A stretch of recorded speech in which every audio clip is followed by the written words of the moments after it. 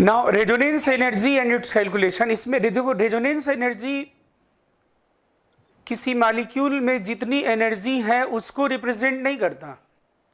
Resonance energy किसी molecule की वो एनर्जी है जो रेजोनेंस के ड्यूरिंग वो मॉलिक्यूल रिलीज कर देता है।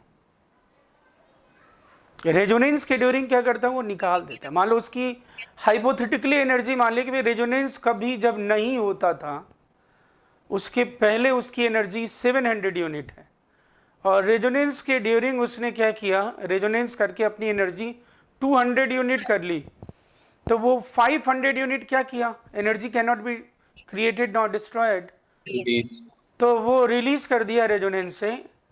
तो वही एनर्जी क्या होगी बोलो, resonance energy. Means resonance energy released energy है, ना कि उस मॉलिक्यूल के पास जितनी एनर्जी है वो नहीं है। बोलो ठीक है ना। तो आप Yes, ऐसा sir. लिखो, the energy release during resonance is, अब इज नोन एज क्या बोलूं, the energy released during resonance. ये बिल्कुल ही जीरो लेवल डिफिनेशन है ना। अभी मैथमेटिकली ये क्या चीज है वो मैं आपको बताता हूं। रेजोनेंस एनर्जी क्या लिखा आपने, it is the energy released by molecule या एनर्जी रिलीज ड्यूरिंग रेजोनेंस। अब ये किस पे डिपेंड करेगा बोलो, Stability. डोंट यू थिंक कि रेजोनेंस एनर्जी का जो मैग्नीट्यूड होगा वो stability of resonating molecule, Yes, sir. Stability of resonating molecule,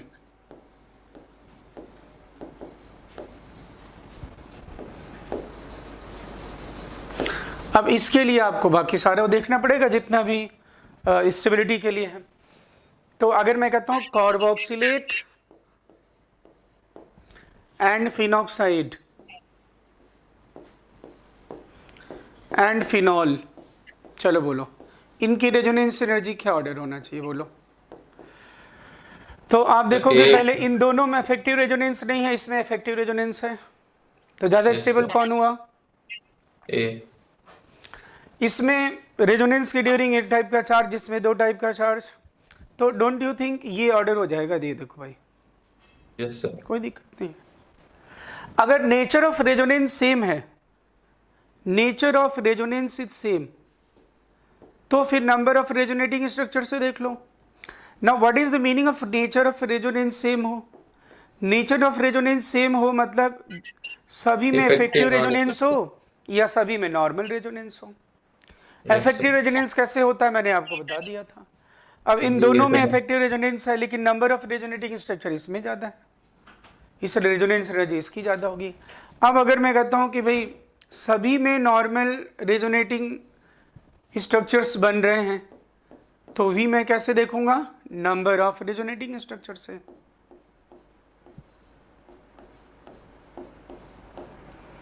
तो ये ऑर्डर हो जाएगा, देखो बोलो भाई समझे कुछ। Yes, sir. ये बुक कोई कह रहे थे तुम, उस बुक में तुम स्टार्ट कर दो करना, उसमें क्या है, हाइपर कॉन्जुगेशन कर लिया तुमने, रेजोनेंस कर रहे हो, हाइब्रिडेशन कर लिया, उससे रिलेटेड करने लोगो बस, उसमें मिक्स दिया होगा। मैंने जो डीपीपी भेजा है उसमें बिल्कुल ही इसी तरह से होगा जैसा मैंने तुम्हें सीक्वेंस प्रोवाइड किया है। और जो वो बुक मैंने भेजी थी उसमें वो चैप्टर मिला कि नहीं तुम्हें, सर देखूंगा मैं उसमें, उसको आईपैड में लूंगा फिर स्क्रॉल हो जाएगा नीचे चैप्टर पर। हाँ वो कोई ज़रूरी नहीं है, वो तुम परचेज कर सकते हो बुक, वो इतना महंगा है नहीं। वो बुक वो सारा सॉफ्ट कॉपी रहना ज़रूरी नहीं है, क्योंकि बुक रहता है तो फिर एक बार थोड़ा एक बुक होना चाहिए जिसमें हम देखें। और प्रीवियस ईयर मैंने बोल दिया, JEE previous year question NEET के लिए बहुत ज़रूरी है, बस करना ही करना है, केमिस्ट्री का कम से कम।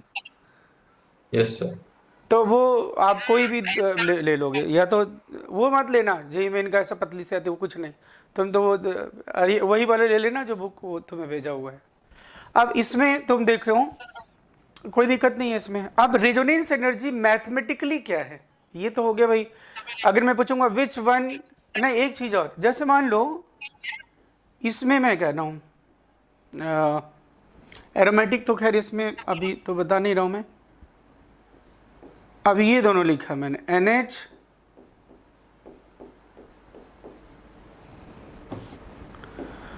और ये भी CH डबल बॉन्ड CH2,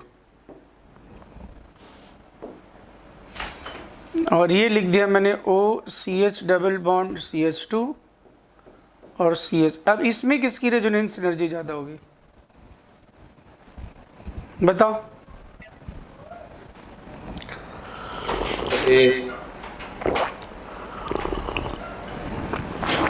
दोनों में क्रॉस कॉन्जुगेशन है कि नहीं? Yes sir.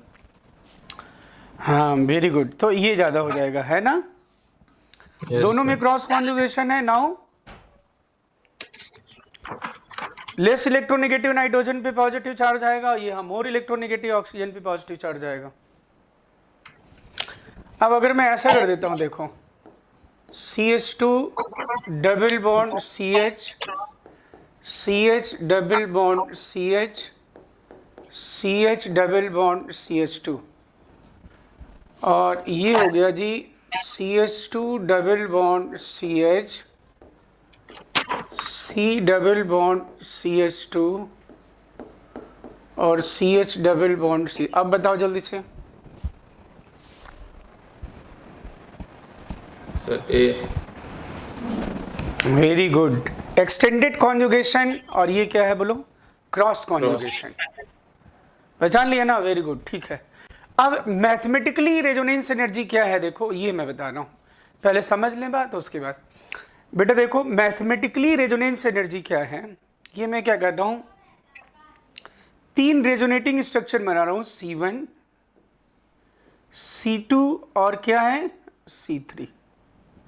ये C1 C2 C3 क्या है आदित्य बोलो? दे आर रेजोनेटिंग स्ट्रक्चर, और इनकी कॉरेस्पॉन्डिंग एनर्जी जो है,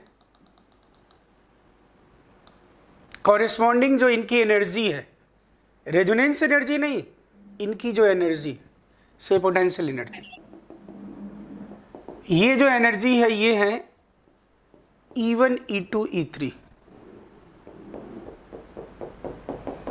E1 E2 E3। और रेजोनेंस हाइब्रिड को मैं यहां पे लिख रहा हूं क्योंकि रेजोनेंस हाइब्रिड क्या होगा बोलो? कम एनर्जी रखता होगा कि ज्यादा एनर्जी रखता होगा भाई? ओके जी, ठीक है। इसका मैंने मान लिया E0, और ये है आपके रेजोनेटिंग स्ट्रक्चर, रेजोनेटिंग स्ट्रक्चर हो गया, चलो ठीक है जी। और ये है रेजोनेंस हाइब्रिड। अब मैथमेटिकली जो रेजोनेंस एनर्जी डिफाइन किया गया वो क्या है आदित्य? कि जो मोस्ट स्टेबल रेजोनेटिंग स्ट्रक्चर होगा। Which one is most stable resonating structure? Which one is most stable resonating structure? C3 ना? Yes, most stable resonating structure. अब बाकी रेजोनेंस हाइब्रिड तो always more stable then you know. तो ये जो दोनों में डिफरेंस है ना, मोस्ट स्टेबल रेजोनेटिंग स्ट्रक्चर और रेजोनेंस हाइब्रिड, इनके बीच का जो अंतर है, यही अंतर क्या कहलाता है बोलो? यही डिफरेंस रेजोनेंस एनर्जी है। सर मोस्ट स्टेबल और रेजोनेंस हाइब्रिड में या फिर बैट बेवकूफ है। मोस्ट स्टेबल रेजोनेटिंग स्ट्रक्चर और रेजोनेंस हाइब्रिड की एनर्जी में, रेजोनेंस हाइब्रिड तो सबसे स्टेबल होते हैं, उसमें कुछ सोचो ही नहीं तुम। मैं कह रहा हूं मोस्ट स्टेबल रेजोनेटिंग स्ट्रक्चर और जो रेजोनेंस हाइब्रिड है, इन दोनों का जो एनर्जी कंटेंट है, उनके बीच का जो डिफरेंस होगा, ठीक है ना? डन? Yes sir. ये यानी अब इसे मैं देखो, अब ये अपने आप में ऑब्जेक्टिव क्वेश्चन हो गया। तुम देखो कि C1 C2 C3 किसी मॉलिक्यूल के रेजोनेटिंग स्ट्रक्चर हैं, C0 इज रेजोनेंस हाइब्रिड, उसकी energy E1 E2 E3, E1 greater than E2 greater than E3 and E0 hybrid की है, then resonance energy can be expressed as a resonance energy को कैसे express करोगे? तो क्या करोगे भाई, बोलो। ई नॉट माइनस, यस या नो? Yes sir. है ना? ई नॉट माइनस E3, बस सिंपल, कुछ नहीं करना आपको। तो mathematically resonance energy is the difference between energy of resonance hybrid and energy of most stable resonating structure. यानी ये वैल्यू किस में आएगी? निगेटिव है। वैसे भी रेजोनेंस एनर्जी क्या होगी, किस में वैल्यू आएगी? पॉजिटिव में तो Negative। आएगी नहीं। वो कहने की जरूरत ही नहीं है ना, वो तो एक्सोथर्मिक ही होगा ना वो तो। Yes sir. अब प्रश्न ये है कि इसमें हम इसको कैलकुलेट कैसे करेंगे? कैसे आप कैलकुलेट करोगे किसी की रेजोनेंस एनर्जी, बोलो।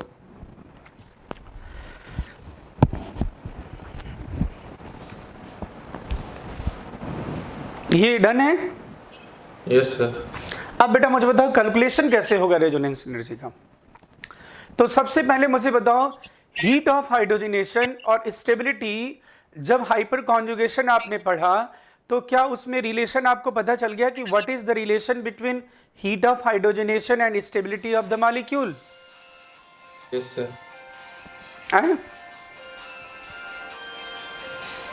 चेक करो, हीट ऑफ हाइड्रोजनेशन और stability of the molecule inverse. क्या है?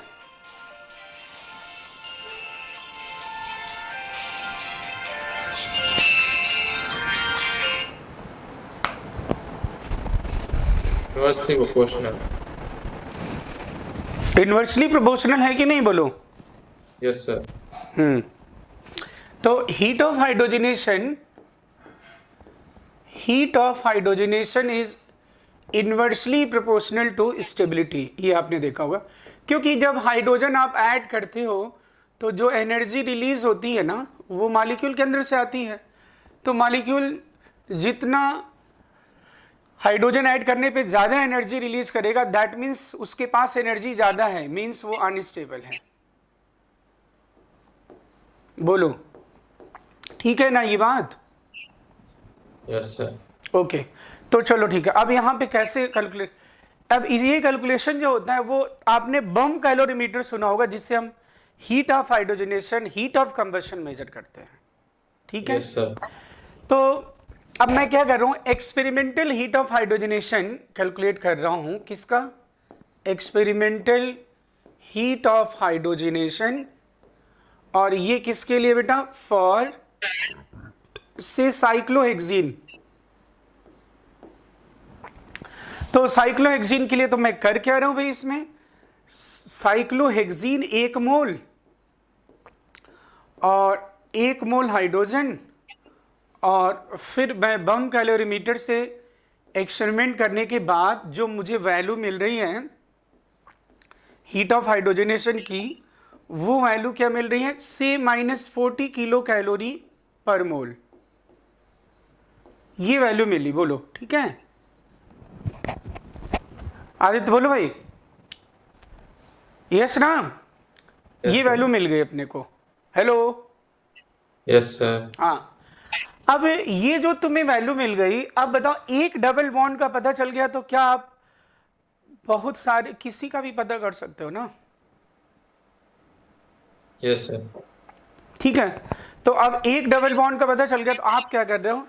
Theoretical heat of hydrogenation, theoretical heat of hydrogenation for benzene, और ये कैलकुलेट कर रहे हो। अब ये कैलकुलेट कर रहे हो तो क्या कर रहे हो भाई, एक डबल बॉन्ड का पता है तो 3 डबल बॉन्ड का कितना हो जाएगा आपको पता ही चल जाएगा।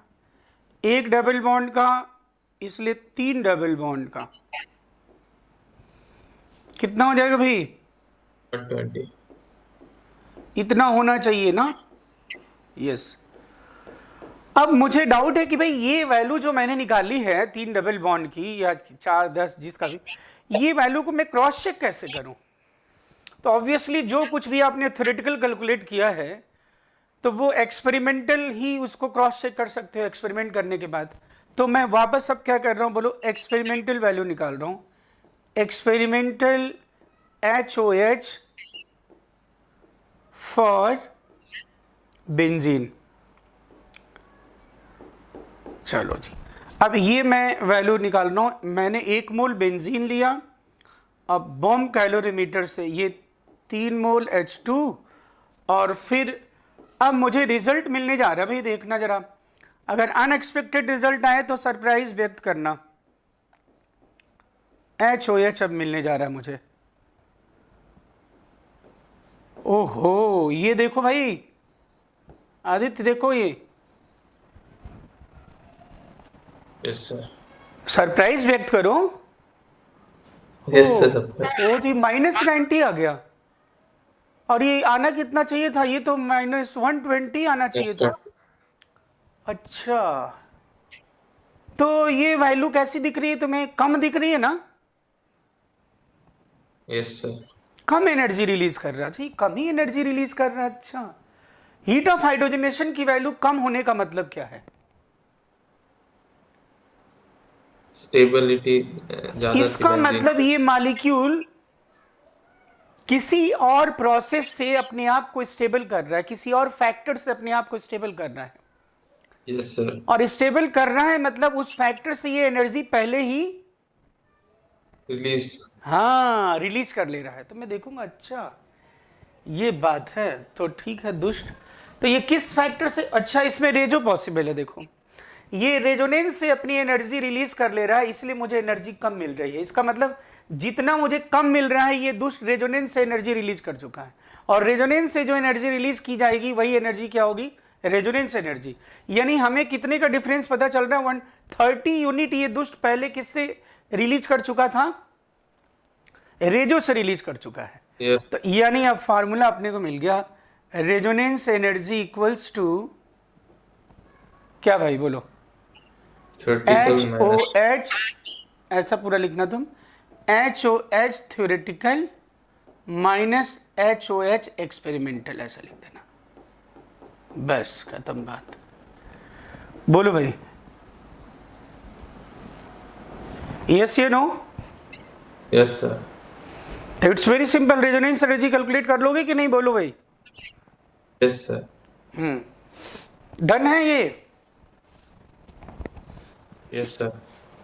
अच्छा, डन डन मैं बोलता हूँ तो डन होता है कि तुम ऐसे हाँ हाँ बोलते जाते हो कि हाँ डन है, हाँ डन है, डन है, हैं? नो सर, रियल में हो जाता है। अच्छा, तो आप बताओ मुझे, इसमें 2 तरह से क्वेश्चन आते हैं, एक तो कैलकुलेशन वाले आते हैं और दूसरा क्या? तो पहले तो ये ऐसा लिखिए।